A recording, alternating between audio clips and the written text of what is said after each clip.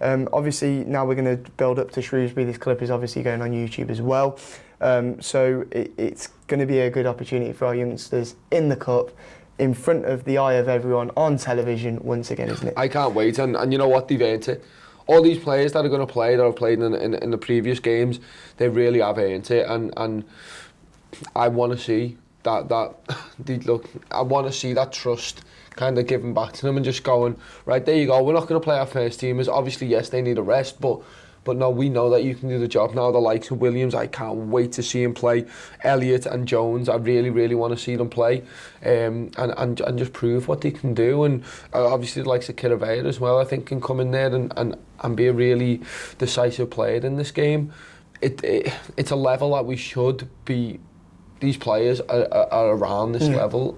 We've already spoken about that on the actual build-up on Redmen. But I think that's a great thing, because you can go out there and just go, oh, well, if that's meant to be my level and I can go above that, yes, with the help of really good players around me, solid professionals who are going to come back in. I think like the centre-halves, Matip and Lovren are going to probably come in. The likes of Lallana will probably come in, Divock Origi. These are really experienced players done at the top level. If you can then just get bolstered by that, I think that's going to be massive for them. Yeah, we both said that we think that we're going to score them as well, and we'll tell you score predictions in a minute. But our youngsters look so good against Everton, so good going forwards, and we'll speak more in depth about Shrewsbury in a minute. But I want to focus on our players individually first, because I really think the quality that they bring. We'll talk specifics in a minute, but in terms of our players that are likely to start from the under-23s, they are outstanding, aren't they? Yeah, no, and like I say, they've proven it. They've been given rewards in terms of being on the bench and what have you, but it's the mentality of them. Yeah. And it's a mentality that's run through the whole squad. Yeah, they're young mentality monsters, just like the first team are mentality monsters. They're just a youthful version, aren't they? Yeah, and that's been rewarded so many times. You can say, yes, you've got the mentality, but it's not paid dividends. But it has paid dividends. Think about Arsenal. Yep. That was massive. That battling, going behind, going in front, going behind, going to pen, scoring the pen, Jones scoring that pen. And the biggest thing is the Merseyside derby. A lot of people looked at that team sheet and went, oh, we're going to lose to Everton for the first time at Anfield in a very long time, since '99. And you know, a few of us, I was able to look at it and go, you know what, no. Yeah. Everton aren't going to know what's hit them, and it's going to be closer than if we played our first team. But these lot will give them a good game because they're hungry. Yeah. They want to go, they want to win. And there's so many players from our under-23s that have that in them, and that's what, when we speak about Van den Berg, that's what he lacks at the minute. Yeah. But you think Curtis Jones, Neco Williams, Harvey Elliott, they're players that want to be superstars. They're players that want to be superstars at Anfield, at Liverpool, and they want to make a name for themselves, and this is the perfect opportunity for them to do it. Yeah. Just to go into it, which players out of the ones we've mentioned do you want to see starting on the weekend? I mean, I really want to see Shrewsbury. I don't think he's going to, because I think you've got to get Lovren and Matip game time, which is a shame. And then I don't even think you play him at right back because, look, we have seen him there this season, or maybe it was last season. I can't quite remember. No, I think it was pre-season, and he looked really good in pre-season, getting up there and doing a solid job of overlapping and putting a good ball in the box. I think he's a fantastic talent. But I really, really think Williams deserves his place there. I think Williams comes in at right back, Larouci comes in at left back, Kirivea probably comes in a DM, whether that's as a singular or as a double one. Yep. That's fair. Then I think Elliott's on the right-hand side of the wing, and then Jones on the left. I don't want to see him in the midfield, because I don't want to make him have to cover for Larouci. I don't want to see that. I want to see him, yes, he's going to cover for Larouci a tiny bit, but if he was playing in that midfield, he'd have to go all the way back to left back. I think he can cover that midfield role if he's in the left mid slot.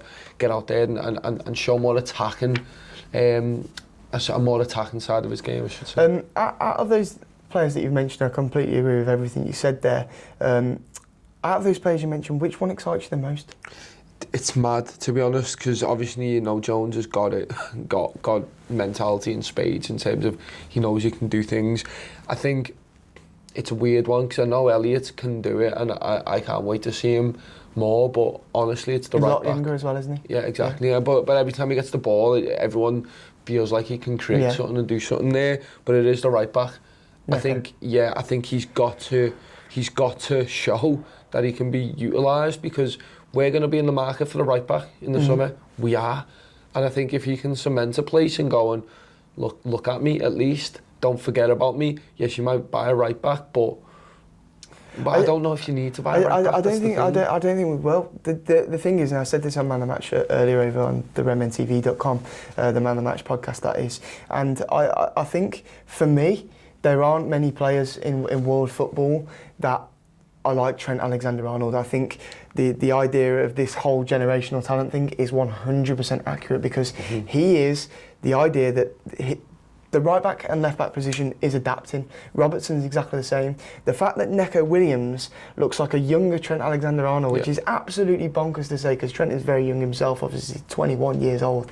But the fact that Neco Williams just looks like a younger version of him is brilliant, because we have two players that are this new breed of right back, this new breed of full back at our club, and it is just unbelievable. And defensively he looks sound, going forward he's unbelievable, crosser of the ball is sensational.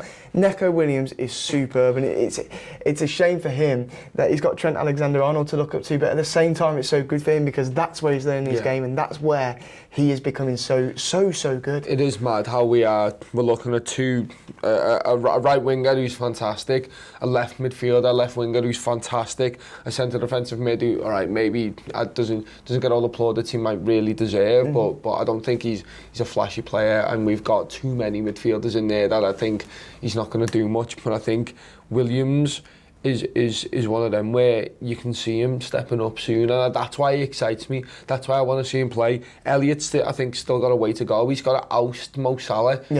Not going to happen. 16 years old as well. You know that's the thing. It's going to take him time. Whereas I think Neco Williams, whatever his first name is pronounced, like, I really, really want to see him play well. The thing is with Curtis as well, I feel level with Curtis. I think Curtis is going to be a fantastic player. I think he already is.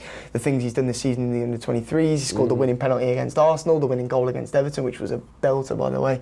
I think he is going to be a special player as a Scouse lad as well. It's going to be important these next few seasons. The thing is, in terms of how much opportunities he's going to get in that position, of course, I think he will probably end up going out on loan, and it'll be interesting to see how he does out on loan somewhere, giving him that first team experience week in, week out, you know what I mean?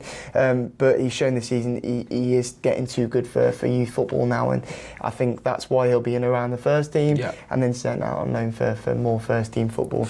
Obviously, if you want more of my starting 11 prediction, I'll be doing a video out on the Redmen TV later, and then on the Redmen Academy there'll be a little bit more about which one of the youngsters I think will start as well. It is similar to Tom's, but I'll wait for you to watch that to see who I think.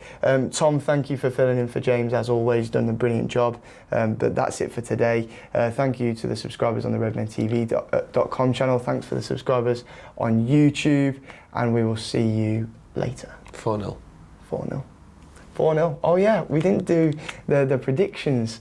I've made an absolute tit of myself there. I reckon you just say them and then we're done. 4-0. What did I say earlier? 6-1. 6-1.